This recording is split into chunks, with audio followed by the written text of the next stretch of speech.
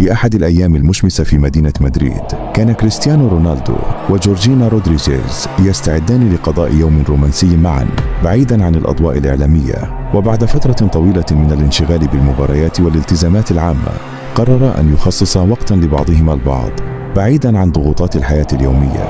واستأجرا فيلا فاخرة في قلب الريف الإسباني محاطة بالحقول الخضراء والتلال التي تتناثر عليها الزهور البرية. كان المنزل مزينا بأثاث عصري ومريح مع إطلالة رائعة على الطبيعة.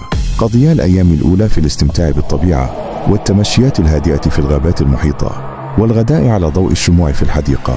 لكن بعد مضي بضعة أيام بدأ شيئا غريبا يحدث.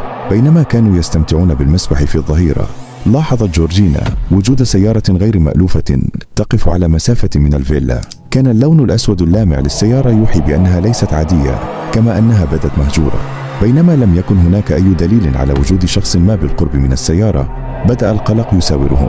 في البداية تجاهلوا الأمر واعتبروا أن السيارة قد تكون لزائر عابر، لكن الأمور أصبحت أكثر تعقيدا عندما بدأت جورجينا تتلقى رسائل مجهولة على هاتفها تحتوي على تعليقات مزعجة وأحيانا تهديدات خفية. كان كل رسالة تأتي من رقم مجهول، مما زاد من شعورها بالقلق.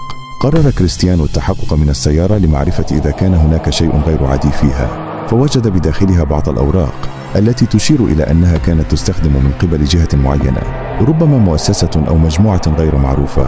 لم تكن هناك أي علامات تدل على أن السيارة قد استخدمها أحد حديثا، ولكن وجودها في هذا المكان المنعزل أثار المزيد من الشكوك. حاول كريستيانو وجورجينا عدم السماح لهذه الأحداث بتعكير صفو عطلتهم، ولكن التوتر كان واضحا.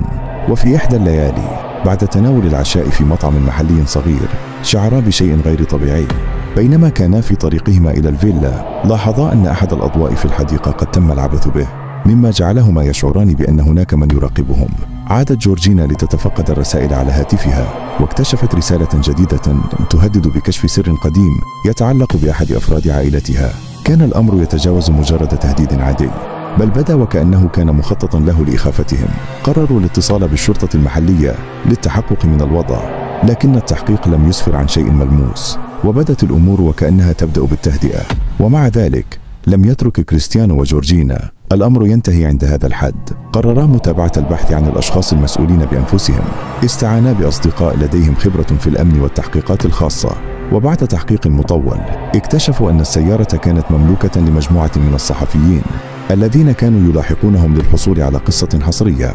والرسائل كانت من أحدهم الذي كان يحاول استغلال بعض التفاصيل الشخصية لإجبارهم على إجراء مقابلة حصرية.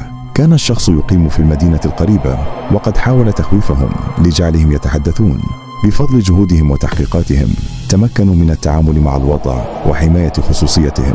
الشرطة المحلية اعتقلت الصحفيين الذين كانوا وراء التهديدات، وتمت معالجة الأمور بطريقة قانونية. بعد تلك التجربة المثيرة، قررا كريستيانو وجورجينا العودة إلى حياتهم اليومية مع تجديد شعور الأمان والراحة. استأنفوا حياتهم بنشاط أكبر، متمسكين بالحياة التي يحبونها. وقد أضافت تلك التجربة إلى علاقتهما بعدا جديدا من القوة والتفاهم. أصبحت ذكريات تلك العطلة جزءا من قصة حياتهم، تذكرهم دائما بأنهم قادرون على مواجهة التحديات معا. إذا أعجبتكم القصة اكتبوا لي في التعليقات.